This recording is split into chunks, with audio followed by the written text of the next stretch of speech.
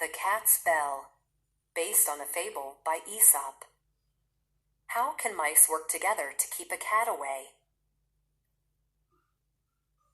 A hungry little mouse peeked out of her hole. Her tummy rumbled. She could see a table loaded with good things to eat.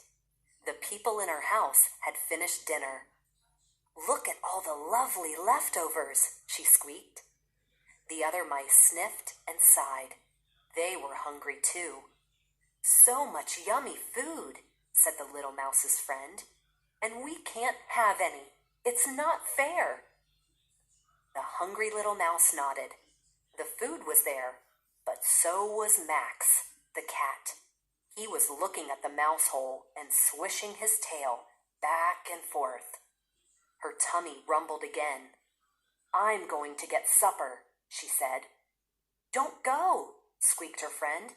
"You could get hurt." The Cat's Bell. Okay, so who are the characters in the story? And what's their problem right now? Can you describe the setting in the story? And don't just say the kitchen or the dining room table. Describe means to tell everything about the setting. Describe it with lots of different words. Can you describe the characters? That doesn't mean just say the mouse, describe the mouse. How does he feel? How does he look? What is he thinking? What is the cat thinking?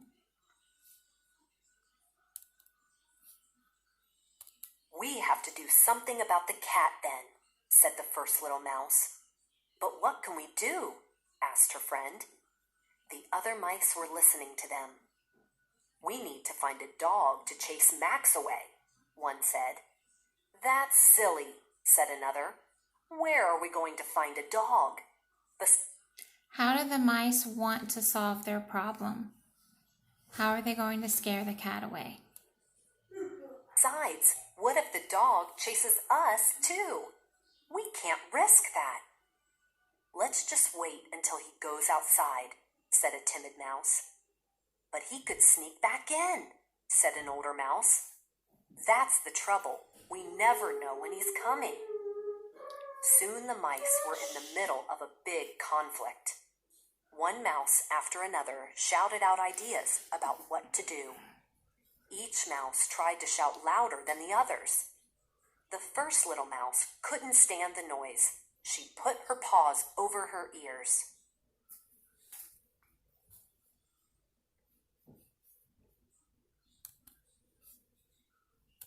Then the little mouse had an idea.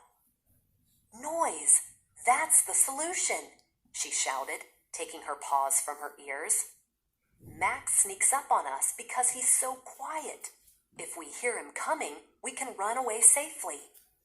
The other mice nodded. "What we need to do," said the first mouse, "is put a bell on the cat." All the mice jumped up and down in excitement. They twirled their tails and clapped their paws. What a wonderful idea!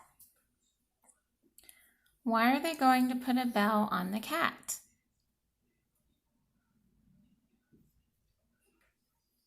Then a wise old mouse spoke up. "Yes," he said, "it's a good idea. But let me ask you this. Who will bell the cat?" The mice stopped clapping. They looked at each other. Who would take such a risk and put a bell on the cat? "Not me," said one, and another, and another. "You do it." "No, you." They pushed and shouted at each other. None of the mice wanted to get close to the cat. Another argument was starting.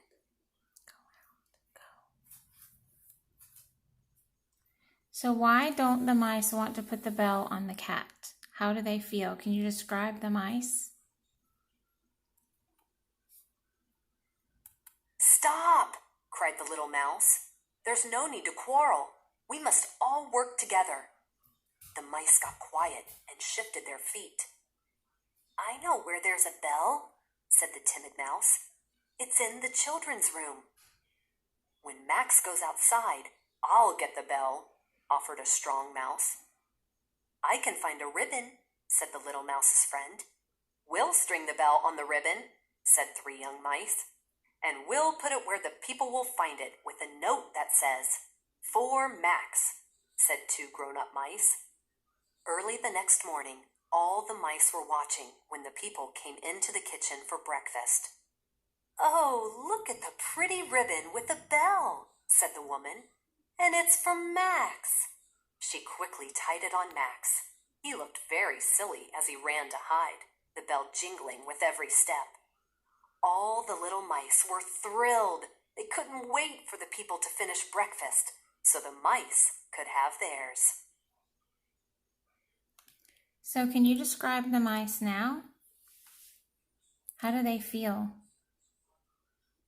I think they feel proud because they figured out how to get the bell on the cat without getting hurt.